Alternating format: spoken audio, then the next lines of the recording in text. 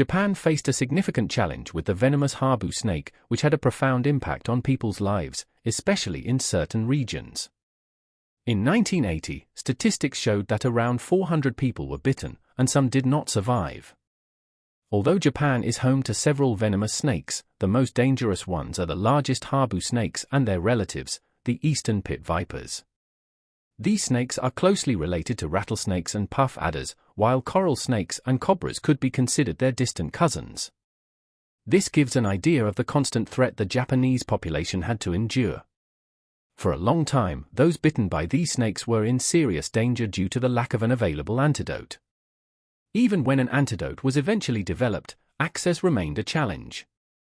The antidote was in liquid form, requiring proper storage conditions that rural areas lacked because of the absence of electricity. Ironically, these remote areas were where most snake bites occurred. Setting up power lines in such regions was both costly and time-consuming, and even developing a new antidote would present similar logistical issues. Moreover, there was no certainty that a better solution could be found. In response, Japan devised what seemed like a brilliant solution, introducing an animal that preys on snakes and is immune to their venom. However, as is often the case, things did not go as planned. Despite the initial setbacks, Japan eventually managed to get the situation under control.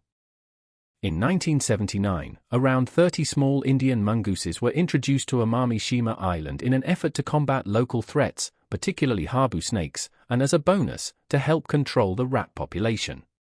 Native to countries such as India, Bangladesh, Bhutan, Nepal, and Pakistan, these mongooses entered an ecosystem completely unprepared for their presence. By 1993, the impact of their growing population became evident, prompting Japan's Ministry of the Environment to raise the alarm.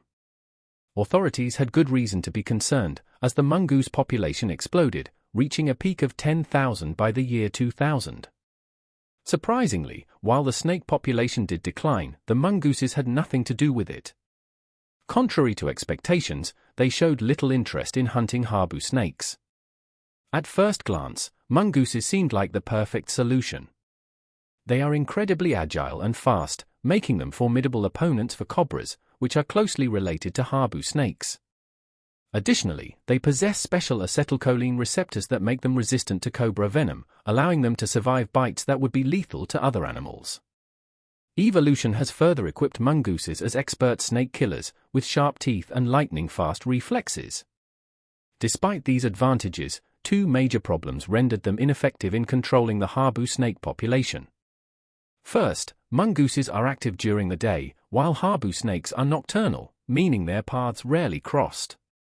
Second, even if their activity patterns had aligned, mongooses preferred easier prey, avoiding the effort required to hunt snakes when other food sources were readily available. Japan's battle against the invasive mongoose population on Amami-Shima Island was a long and challenging endeavor. Initially introduced to control pests, the mongoose proved to be ineffective at its intended job but highly successful at reproducing. By the year 2000, the Japanese government recognized the growing problem and launched an extensive program to curb their numbers. Over the years, approximately 32,000 mongooses were captured, with the last recorded capture occurring in April 2018. For 6 years after that, no new sightings were reported, leading experts to conclude that the species had been eradicated from the island. In response, Japan's Ministry of the Environment officially declared the complete removal of the invasive species, marking a significant ecological achievement, though perhaps not from the mongoose's perspective. However, achieving this success was far from easy. Early efforts involved setting traps along roads, but these methods proved largely ineffective as the traps failed to attract the animals. Recognizing the need for a more strategic approach, authorities implemented a combination of traps, toxic baits, and scent-based attractants to lure the mongooses. Continuous monitoring and adaptive control measures played a crucial role in the program's success. Advanced techniques, including the use of trained search dogs, further improved tracking efforts.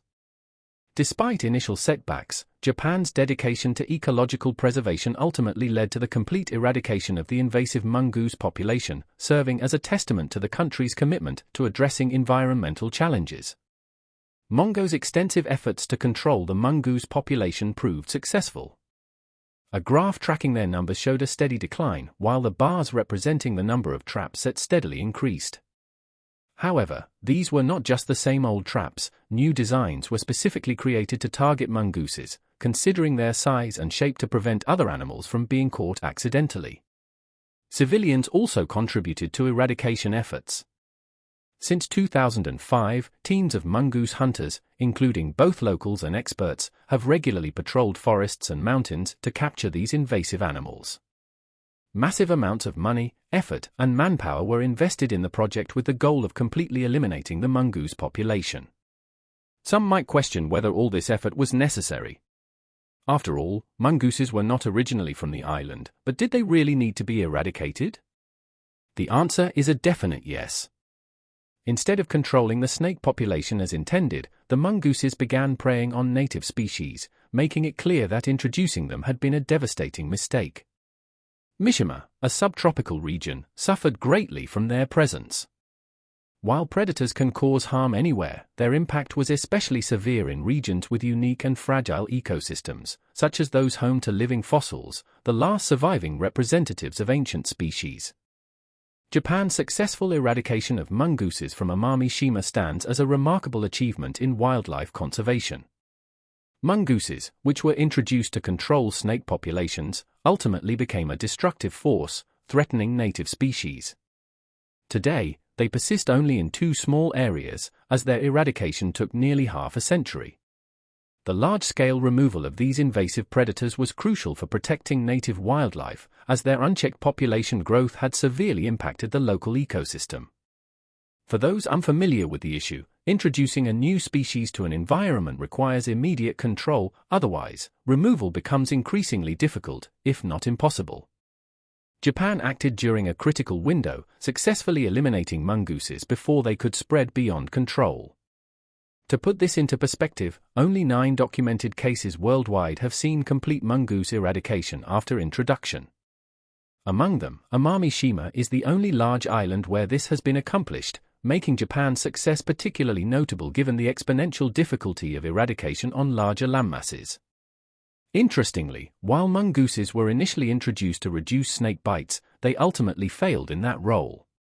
Instead, proactive safety measures and improved access to antidotes led to a significant drop in snakebite fatalities. By 2020, the number of reported venomous snake bites had fallen to around 60 per year. Data tracking antidote use since 1992 further highlighted this shift, showing that human intervention, rather than the presence of mongooses, was responsible for reducing the danger. Despite the success in controlling the habu snake population on Amami-shima, no recorded deaths from its bite have occurred. However, the issue of invasive predators, such as mongooses, remains a significant concern on other islands. The fight against these species is far from over, but the knowledge gained from this project is now being applied to other regions in Japan. For example, a team of specialists is preparing to deploy to northern Okoa, where invasive predators have also been detected. The battle to protect Japan's native species continues, with growing concerns that mongooses from Okinawa could re-invade Amami-shima, potentially forcing authorities to restart eradication efforts from scratch. Mongooses were introduced to Okoa much earlier than to Amami-shima, approximately 70 years prior during the Ei era. At that time, 17 mongooses were released, but the conditions in Okoa, with its higher temperatures and environment similar to their natural habitat, allowed them to thrive. Their birth and survival rates were significantly higher compared to Amami-shima. Currently, efforts are being made to control the mongoose population in northern Okoa. However, in the central and southern regions, these invasive animals continue to thrive. Fortunately, Okoa has implemented an effective fencing system to curb their spread. These fences, though not particularly tall, feature an L-shaped extension at the bottom, preventing mongooses from digging underneath. Since mongooses typically do not climb, this system has proven successful in reducing their numbers year by year. The use of barriers has played a crucial role in keeping animal populations in check, much like on Amami-shima. However, in Okoa, the survival of endemic bird species is at risk due to the presence of mongooses. The introduction of one species to control another is a concept known as biological control, a practice that has been attempted in multiple countries. This scientific approach involves thorough research to identify pests and their natural predators, ensuring that the introduction of a predator does not lead to unintended ecological consequences. Only after extensive studies do researchers proceed with introducing a species for pest control. In many instances, biological control has been successful. A well-known example is farmers using predatory insects to protect fruit trees and gardens from harmful pests. However, the introduction of mongooses has not always yielded positive results.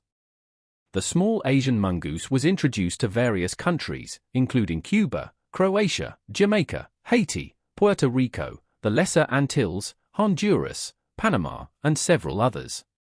While the introduction was relatively smooth in some regions, challenges arose in Hawaii. During the 1800s and early 1900s, Hawaii's most valuable commodity was sugarcane, which was grown extensively across the islands. One of the biggest threats to sugar plantations at the time was rats, drawn to the sweet taste of sugarcane stalks. The rat problem became so severe that plantation owners struggled to control them. In 1872, in an effort to combat the rat infestation, mongooses were introduced. However, the consequences of this decision were not entirely as expected. Hawaiian sugarcane planters learned about the success of Caribbean sugar producers in using mongooses to combat rat infestations. The idea was straightforward: by introducing mongooses, they would prey on the rats and reduce crop damage. Convinced by this success, plantation owners in Hawaii decided to follow suit. In the 1880s, 72 mongooses from Jamaica were introduced to the Big Island, and their offspring were later distributed to plantations on Maui, Molokai, and Oahu. However, even at that time, some skeptics on the Big Island warned that more research was needed before introducing mongooses to Hawaii.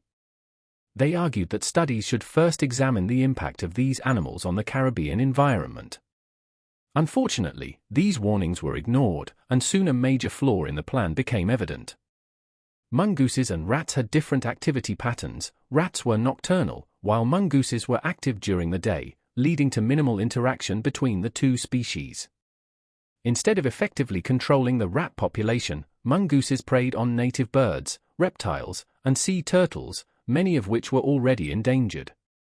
Without thorough research, the introduction of mongooses caused severe ecological consequences. Over time, their population spread across the islands, drastically reducing native wildlife. With fewer natural predators, insect and arthropod populations surged, leading to an outbreak of ticks. By the time the full extent of the damage was realized, it was too late to eradicate them, and controlling their population became an impossible task. The colonists were outraged and voiced their complaints to British authorities, but officials dismissed their concerns, claiming that the ticks were simply attacking the mongoose and that nature's balance would eventually restore itself. However, this restoration never occurred, leading to significant devastation in the Caribbean.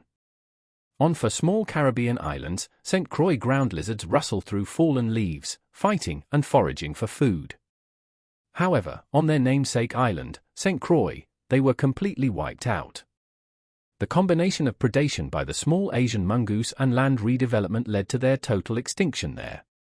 On 2 neighboring coastal islands, only 400 lizards remained, those that had not yet been eaten. Fortunately, conservationists intervened, relocating the surviving lizards to safe areas. Their efforts proved successful, and the population has since grown to nearly 3,000 individuals. Now, scientists are not only striving to prevent their extinction but also working towards reintroducing them to St. Croix. In an unexpected archaeological discovery, researchers studying 4,000-year-old Egyptian tombs found a drawing depicting a person leading an animal resembling a mongoose on a leash. This is the only known artwork of its kind in ancient Egyptian history. The illustration clearly shows the animal wearing a collar, providing evidence that humans interacted with mongooses in a controlled manner. However, despite this interaction, mongooses have never been fully domesticated. Various cultures have kept certain animals as pets for a very practical reason: to control pests like snakes, rats, and mice. However, researchers suggest that in ancient Egyptian artwork, these animals may have served a different purpose, such as sparing off birds to make hunting easier. Interestingly, another leash depicted in the same artwork appears to be attached to a different animal, possibly a dog or even a hornless goat. Mongoose as police detectives may sound unusual, but Sri Lanka once considered the idea. Like many other countries, Sri Lanka traditionally used dogs to detect illegal substances. However, locals had long relied on mongooses to keep cobras away from farms, so expanding their role into law enforcement didn't seem too far-fetched. A government agency applied for a $50,000 grant from the U.S. State Department to fund a pilot project training mongooses for drug detection. The grant was approved, a specialist was hired, and the National Zoo even provided its grounds for training. The plan involved releasing a few mongooses into a cargo container filled with car parts.